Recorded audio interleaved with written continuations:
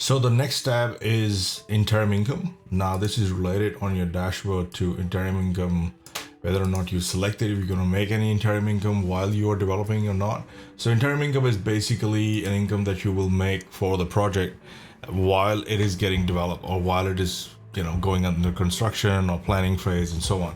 Now, if you don't know what interim income is, under Edge, you can go into decision metrics, and under decision metrics you can find maximize interim income, and there is a detailed explanation of what it is, all the things that include interim income, and that is why this section is here, so that you can account for it.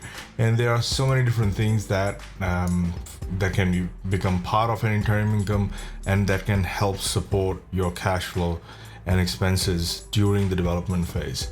So you can account for that, and you can account for the contingency. You can decide when they start and when they finish, and this is all again related to your interim income that starts here.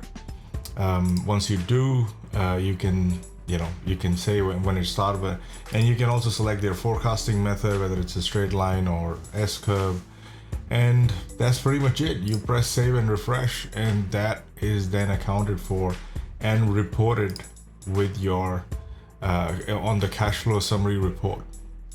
So all this, you will see that there's a line item here that talks about interim income, and this is like treated like an other income, but this will only go up until construction starts. So you'll see that construction starting somewhere here, but it ends just before that. Because it is coming from the same site, and it is supposed to capture any income that you make while the development is going on.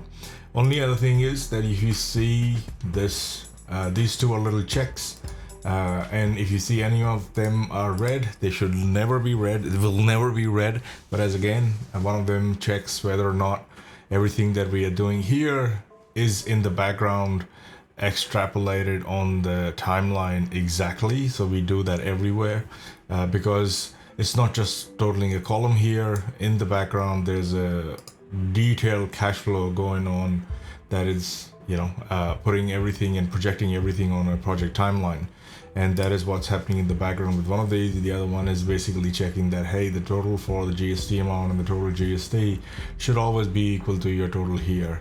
So if you ever see that red, create a support ticket, but that would never happen and should never happen ever. But it's my way of just telling you that we've got checks built in at every point for even the simplest of the calculations to ensure that the code is calculating and working correctly.